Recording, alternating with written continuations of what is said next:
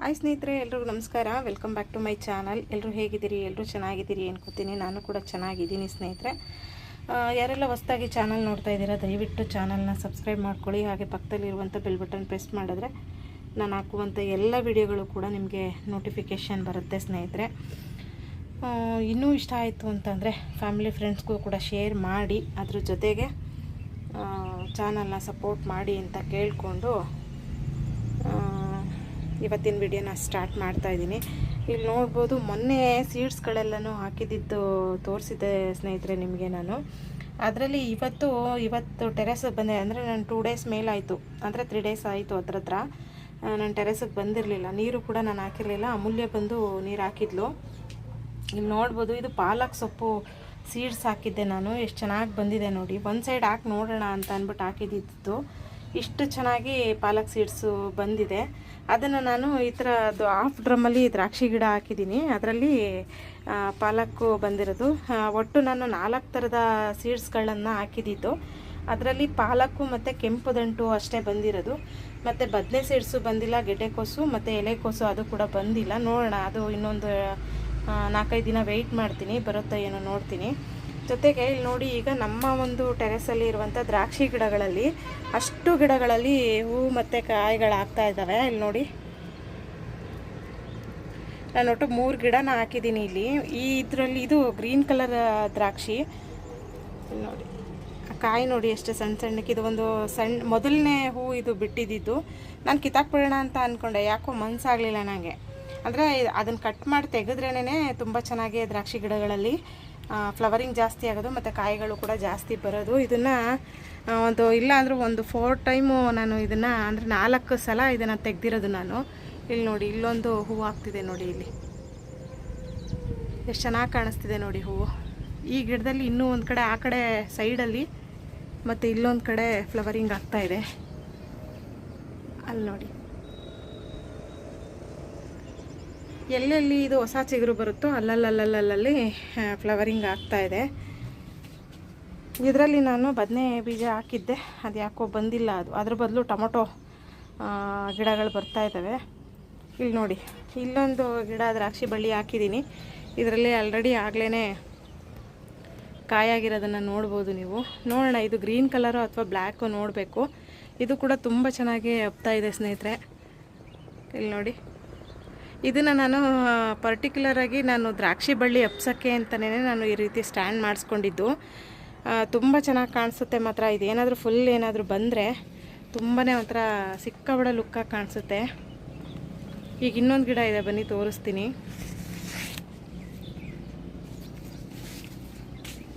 ನೋಡಿ, ಇದು ಇಷ್ಟು ಚಿಕ್ಕ ಡ್ರಮ್ಮಲ್ಲಿ ನಾನು ಹಾಕಿರೋದು. ಇದನ್ನು ಹಾಕಿ ನಾನು ಒಂದು 1.5 ವರ್ಷ ಆಗ್ತಿದೆ ಅಂತಲೇ ಹೇಳ್ಬೋದು. ಇದು ಆಲ್ರೆಡಿ ಫಸ್ಟ್ ಟೈಮ್ ಒಂದು ಸಲ ಹೂವಾಗಿ ಕಾಯಾಗಿ ಅದೇ ಗಿಡದಲ್ಲೇ ಒಂಥರ ಇಂಬ್ರೋದಂಗೆ ಆಗೋಗಿತ್ತು. ಅದನ್ನು ನಾನು ಏನು ಮಾಡಿದೆ, ತೋರಿಸಿದೆ, ನಾನು ಸುಮಾರು ವಿಡಿಯೋಗಳಲ್ಲಿ ತೋರಿಸಿದೆ. ಈ ಸಲ ತುಂಬ ಚೆನ್ನಾಗಿ ಹೂವಾಗಿದೆ, ನೋಡ್ಬೋದು.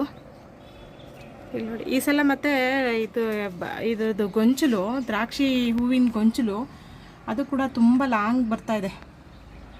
ಇಲ್ಲಿ ನೋಡಿ, ಅಂದರೆ ಇದರಲ್ಲಿ ಏನು ಬರುತ್ತೆ ಅವೆಲ್ಲವೂ ಉಳಿಯಲ್ಲ. ಎಷ್ಟು ಹೋಗುತ್ತೆ, ಎಷ್ಟು ಉಳಿಯುತ್ತೋ ಅಷ್ಟೇನೆ. ಈ ಪ್ರತಿಯೊಂದು ಗಿಡದಲ್ಲೂ ಅಷ್ಟೇ, ಫಸ್ಟ್ ಟೈಮ್ ಬರೋಂಥವು ಎಲ್ಲವೂ ಅಷ್ಟೇ. ಇಲ್ಲಿ ನೋಡಿ, ನನಗಂತೂ ನೋಡ್ತಿದ್ರೆ ಒಂಥರ ಖುಷಿ ಅನಿಸುತ್ತೆ. ಇಲ್ಲಿ ನೋಡಿ, ಇಲ್ಲಿ ಒಳಗಡೆನೂ ಬಿಟ್ಟಿದೆ ನೋಡಿ. ಇಲ್ಲಿ ಇಲ್ಲಾಂದರೂ ಒಂದು 5ರಿಂದ 6 ಬಂಚು ಇದರಲ್ಲಿ ದ್ರಾಕ್ಷಿ ಬಳ್ಳಿಲಿ ಇದರಲ್ಲಿ ಬಂದಿರೋದು.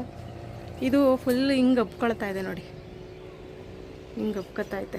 ಈ ಕಡೆಯಿಂದ ತೋರಿಸ್ತೀನಿ ನೋಡಿ. ಇಲ್ಲಿ ನೋಡಿ, ಎಷ್ಟು ಚೆನ್ನಾಗಿ ಕಾಣಿಸುತ್ತೆ ಅಂದ್ರೆ. ನಾವು ಅವಾಗೆಲ್ಲ ಸಣ್ಣ ಮಕ್ಕಳಲ್ಲಿ ನಾವು ವಿಡಿಯೋಗಳಲ್ಲಿ ನೋಡ್ತಾ ಇದ್ವಿ ದ್ರಾಕ್ಷಿ ಬಳ್ಳಿ ಹೆಂಗೆ ಬೆಳೀತಾರೆ, ಏನು ಎತ್ತ ಅಂತ. ಬಟ್ ಈಗ ನಾವೇ ನಮ್ಮ ಟೆರೆಸಲ್ಲೇ ಹಾಕ್ಕೊಂಡಿರೋದು ಒಂದು ರೀತಿ ಏನೋ ಖುಷಿ ಕೊಡುತ್ತೆ ನನಗೆ. ಇವತ್ತು ಗಾರ್ಡನಲ್ಲಿ ಏನೂ ಒಂದಷ್ಟು ಕೆಲಸಗಳೇನು ಇಲ್ಲದಿದ್ದ ಕಾರಣ, ನನಗೂ ಸ್ವಲ್ಪ ಬೇರೆ ಬೇರೆ ಕೆಲಸಗಳಿದ್ದಿದ್ದ ಕಾರಣ ನಾನು ವಿಡಿಯೋಗಳನ್ನು ಮಾಡಿರಲಿಲ್ಲ. ಹಾಗಾಗಿ ಇವತ್ತು ದ್ರಾಕ್ಷಿ ಬಳ್ಳಿದು ತೋರಿಸೋಣ ಅಂತ ಅಂದ್ಬಿಟ್ಟು ನಾನು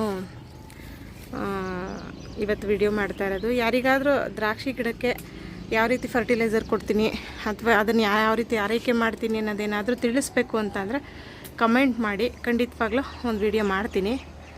ಈಗ ನಿಮಗೆ ಒಂದು ಅಪ್ಡೇಟ್ ಕೊಡೋಣ ಅಂತ ಅಷ್ಟೇ ನಾನು ವಿಡಿಯೋ ಮಾಡ್ತಾ ಇರೋದು ಸ್ನೇಹಿತರೆ. ಹಂಗೆ ಬನ್ನಿ ಈಗ ಬೇರೆ ಬೇರೆ ಗಿಡದಲ್ಲೂ ಕೂಡ ಏನು ಇವತ್ತು ಯಾವ ರೀತಿ ಹೂವು ಹಣ್ಣುಗಳಾಗ್ತಾ ಇದ್ದಾವೆ ಅನ್ನೋದನ್ನು ಕೂಡ ತೋರಿಸ್ತೀನಿ. ಇದು ನೋಡಿ ರೆಡ್ ಚೆರಿ ಸೀಬೆ. ಆಲ್ಮೋಸ್ಟ್ ನಾನು ಸುಮಾರು ವಿಡಿಯೋಗಳಲ್ಲಿ ತೋರಿಸಿದ್ದೀನಿ. ಹೂವು ಅಂತೂ ಈ ಸಲ ಸಿಕ್ಕಾಬಟ್ಟೆ ಬಂದಿದೆ ಸ್ನೇಹಿತರೆ. ಒಂದು ಸೈಡು ಮೊಗ್ಗು ಆಗಿ ಮೊಗ್ಗು ಹರಳುತ್ತಿದ್ದಾವೆ. ಇಲ್ಲಿ ನೋಡಿ, ಇಲ್ಲಿ ನೋಡಿ, ಇನ್ನೊಂದು ಕಡೆ ಫುಲ್ ಕಾಯಿಗಳಾಗ್ತಾ ಇದ್ದಾವೆ. ಇಲ್ಲಿ ನೋಡಿ, ಇಲ್ಲಿ ನೋಡಿ, ಫುಲ್ಲು. ಈ ಸಲ ಅಂತೂ ತುಂಬ ಜಾಸ್ತಿ ಬರುತ್ತೆ ಅಂತ ಅನ್ಕೋತೀನಿ. ಕಳೆದ ಸಲಕ್ಕಿಂತ ಜಾಸ್ತಿ ಬರುತ್ತೆ ಅಂತ ಅನ್ಕೋತೀನಿ. ಇಲ್ಲಿ ನೋಡಿ, ಸಿಕ್ಕಾಬಟ್ಟೆ ಫ್ಲವರಿಂಗ್ ಆಗ್ತಾಯಿದೆ ಈ ಸಲ.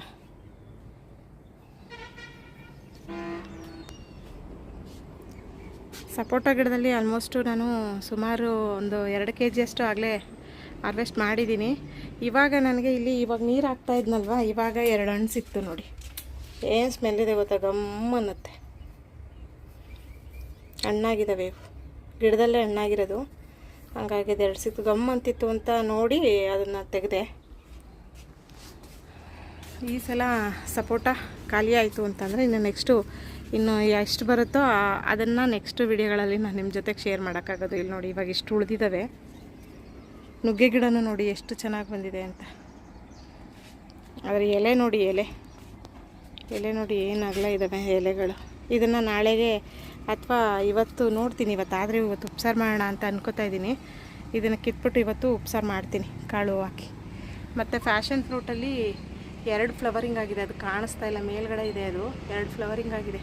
ಮತ್ತು ಸಣ್ಣ ಸಣ್ಣ ಮಗ್ಗುಗಳು ಕೂಡ ಕಚ್ತಾ ಇದ್ದಾವೆ ಫ್ಯಾಷನ್ ಫ್ರೂಟಲ್ಲಿ. ಅಂದರೆ ಇದನ್ನು ನೆಲಕ್ಕೆ ಹಾಕ್ಬಿಟ್ಟಿದ್ರಂತೂ ಇನ್ನೂ ಸಖತ್ತಾಗಿ ಬಂದಿರೋದು. ನಾನು ಟೆರೆಸಲ್ಲಿ, ನಮಗೆ ನೆಲದಲ್ಲಿ ಜಾಗ ಇಲ್ಲದೇ ಇರೋ ಕಾರಣನೇ ನಾನು ಟೆರೆಸಲ್ಲಿ ಗಾರ್ಡನ್ ಮಾಡ್ಕೊಂಡಿರೋಂಥದ್ದು. ಹಂಗಾಗಿ ಇದಿಷ್ಟು ನೋಡಿ, ಇದು ನೋಡಿ ಫ್ಲವರ್ ಎಲ್ಲ ಉದುರೋಗ್ತಾ ಇದೆ. ಒಂದೇ ಒಂದು ಕಾಯಿ ಮಾತ್ರ ಕಚ್ಕೊಂಡಿದೆ ನೋಡಿ, ಇಲ್ಲಿ ಕಾಣಿಸ್ತಿದೆಯಾ? ನೋಡೋಣ ಅದು ಉದುರೋಗುತ್ತೋ ಅಥವಾ ಉಳ್ಕೊಳ್ಳುತ್ತೋ ನೋಡಬೇಕು. ಆಲ್ಮೋಸ್ಟ್ ಎಲ್ಲ ಉದುರೋಯ್ತು ಹೂವೆಲ್ಲ. ಅದು ಫಸ್ಟ್ ಟೈಮ್ ಬರುವಂಥ ಹೂಗಳು ಹಂಗೇನೆ ಎಲ್ಲ ಉದುರೋಗ್ಬಿಡುತ್ತೆ. ನೆಕ್ಸ್ಟು ಏನು ಬರುತ್ತೋ ಅದಷ್ಟೇ ಉಳ್ಕೊಳ್ಳೋದು. ಇಲ್ಲಿ ನೋಡಿ, ಇದು ನೋಡಿ, ಇದು ಈ ಗಿಡ ನಿಮಗೆ ತೋರಿಸಿರಲಿಲ್ಲ ನಾನು. ಅದು ನೋಡೋಣ ಅದು ಹೆಂಗೆ ಬರುತ್ತೆ ನೋಡ್ಕೊಂಡು ತೋರಿಸೋಣ ಅಂತ ಅಂದ್ಬಿಟ್ಟು. ಇದು ಬೋನ್ಸಾಯಿ, ಇದು ಮೋಸಂಬೆ ಕಾಯಿಗಳು ಬರ್ತಾ ಇದ್ದಾವೆ. ಜೊತೆಗೆ ಇಲ್ಲಿ ನೋಡಿ ಫ್ಲವರು ಆಗ್ತಾಯಿದೆ. ಇಲ್ಲಿ ಎರಡು ಕಾಯಿ ಆಗಿದೆ ನೋಡಿ. ಇಲ್ಲಿ ಫುಲ್ ಮೊಗ್ಗಚ್ತಾ ಇದೆ, ಹೂವು ಆಗ್ತಾಯಿದೆ. ಇದು ಇಷ್ಟ ಗಿಡ, ಇದು ಇನ್ನು ಹೈಟ್ ಆಗಲ್ಲ. ಇದು ಏನಿರುತ್ತೋ ಇಷ್ಟರಲ್ಲೇ ಫುಲ್ಲು ಅರಳ್ತಾ ಇರುತ್ತೆ ಸುಮ್ಮನೆ. ಅಂದರೆ ಕಾಯೇನು ಸೈಜ್ ಬರೋಲ್ಲ, ಸಣ್ಣದೇ ಇರುತ್ತೆ. ಒಟ್ಟಲ್ಲಿ ನೋಡೋಕ್ಕೆ ಒಂಥರ ಕ್ಯೂಟಾಗಿ ಚೆನ್ನಾಗಿ ಕಾಣಿಸುತ್ತೆ ಈ ಗಿಡ. ಇದು ನೋಡಿ, ಇದರಲ್ಲಿ ಜರಿ ಗಿಡದಲ್ಲಿ ಸುಮಾರು ದಿನ ಆಗಿತ್ತು ಫ್ಲವರಿಂಗ್ ಎಲ್ಲ ಆಗಿ, ಹೂವೇ ಬಿಟ್ಟಿರಲಿಲ್ಲ. ಮೊನ್ನೆಲ್ಲ ರೀಪಾಟ್ ಮಾಡಬೇಕಾದ್ರೆ ಸ್ವಲ್ಪ ಕೆದಕಿ ಗೊಬ್ಬರ ಎಲ್ಲ ಹಾಕಿದ್ಮೇಲೆ ಈಗ ಇದರಲ್ಲಿ ಫ್ಲವರಿಂಗ್ ಆಗಿದೆ ನೋಡಿ. ನೋಡಿ ಇಲ್ಲೂ ಆಗಿದೆ, ಇಲ್ಲಿ ಕಾಣಿಸ್ತಿದೆಯಾ? ಇಲ್ಲಿ ನೋಡಿ, ಇಲ್ಲಿ ಮಧ್ಯ ಬಿಟ್ಕೊಂಡಿದ್ದಾವೆ, ಅದು ಕಾಣಿಸೋದೇ ಇಲ್ಲ. ಇನ್ನು ಪಕ್ಕದಲ್ಲಿ ಬನ್ನಿ, ಫುಲ್ಲು ಕೆಂಪುಗೆ ಕಪ್ಪುಗೆ ಮೆಣ ಅಂತ ಮಿಂಚ್ತಾ ಇತ್ತು ನೋಡಿ ಗಿಡ. ಇಲ್ಲಿ ನೋಡಿ ಮಲ್ಬರಿ. ಇನ್ನಿದು ಒಂದು 3 days ಬೇಕು. ಅಂದರೆ ನನ್ನ ಮಗಳು ಬಂದು ಯಾವುದ್ಯಾವುದು ಸ್ವಲ್ಪ ಹಣ್ಣಾಗಿರುತ್ತೋ ಅದನ್ನು ಕಿತ್ತು ತಿನ್ಕೊಂಡ್ಬಿಡ್ತಾಳೆ. ನಾನು ಒಟ್ಟಿಗೆ ಹಾರ್ವೆಸ್ಟ್ ಮಾಡೋದು ನಿಮ್ಮ ಜೊತೆಗೆ ವೀಡಿಯೋ ಮಾಡಿ ತೋರಿಸೋಣ ಅಂತ ಅಂದ್ಬಿಟ್ಟು ನಾನು ಅಂದ್ಕೊಂಡಿರ್ತೀನಿ. ಆದರೆ ಅವಳೇನು ಮಾಡ್ತಾಳೆ ಅಂದರೆ ತೆಗೆದು ತಿನ್ಕೋತಾಳೆ. ಇಲ್ಲಿ ನೋಡಿ,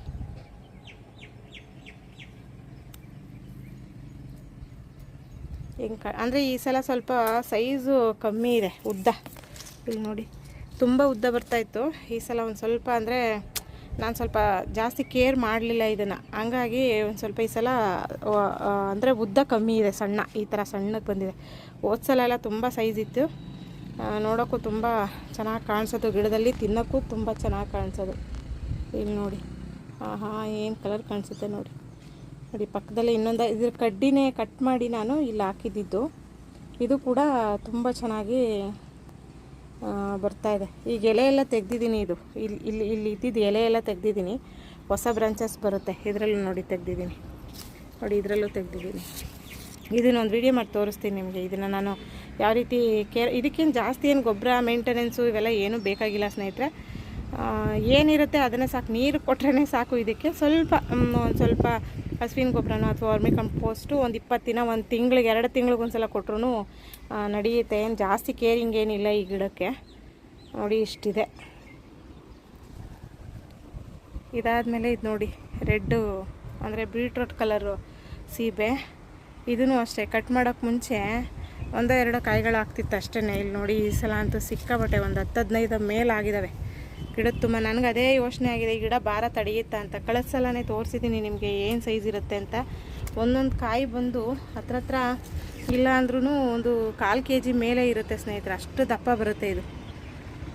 ನೋಡಿ ತುಂಬ ಕಾಯಿಗಳಾಗಿದ್ದಾವೆ ಇದರಲ್ಲಿ ನೆನ್ನೆ 1-2 ಇದು ಕಮಲ ಆರೆಂಜು. ಇದು ಕೂಡ ನೋಡಿ ಜಾಸ್ತಿನೇ ಬರ್ತಾಯಿತ್ತು. ಯಾಕೋ ಒಂದು ಸ್ವಲ್ಪ ಇದು ಡಲ್ ಹೊಡಿತಾ ಇದೆ ಗಿಡ. ಒಂಚೂರು ಇದನ್ನೆಲ್ಲ ಕಟ್ ಮಾಡಿ ಒಂದು ಸ್ವಲ್ಪ ಇದಕ್ಕೂ ಕೂಡ ಸ್ವಲ್ಪ ಗೊಬ್ಬರ ಕೊಡಬೇಕು. ಕೊಟ್ಟರೆ ತುಂಬ ಚೆನ್ನಾಗಾಗುತ್ತೆ. ಇಲ್ಲಿ ನೋಡಿ ಇದು ಒಂದೇ ಒಂದಿದೆ, ಇದು ದಪ್ಪದ ಕಾಯಿ ಅಲ್ಲಿ ಕಾಣಿಸ್ತಿದೆ ನೋಡಿ. ನೆನ್ನೆ 2 ತೆಗೆದು ನಾನು ಇದರಲ್ಲಿ ಜ್ಯೂಸ್ ಮಾಡಿದ್ದೀನಿ ನೋಡಿ. ಇದು ಬುಷಿ ಆರೆಂಜು. ಇಷ್ಟು ಚಿಕ್ಕ ಗಿಡದಲ್ಲೇ ಎಷ್ಟು ಚೆನ್ನಾಗಿ ಬಂದಿದೆ ನೋಡಿ. ನೋಡೋಕ್ಕೆ ಒಂಥರ ಖುಷಿ ನೋಡಿ.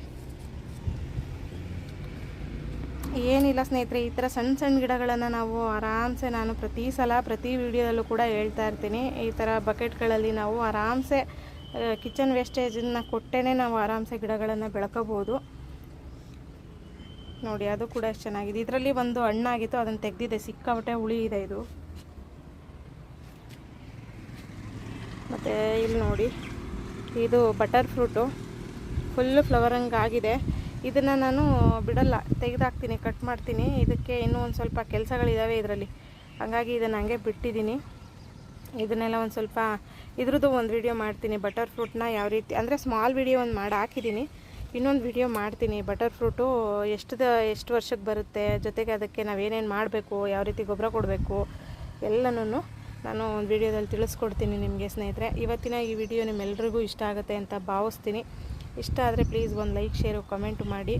ಚಾನಲ್ಗೆ ಹೊಸಬ್ರಾದರೆ ಮತ್ತು ಫ್ಯಾಮಿಲಿ ಫ್ರೆಂಡ್ಸ್ಗೂ ಕೂಡ ಶೇರ್ ಮಾಡಿ ಅಂತ ಕೇಳಿಕೊಂಡು ಮತ್ತೆ ಇನ್ನೊಂದು ಹೊಸ ವಿಡಿಯೋದೊಂದಿಗೆ ನಿಮ್ಮೆಲ್ಲರ ಜೊತೆಗೂ ಸಿಗ್ತೀನಿ.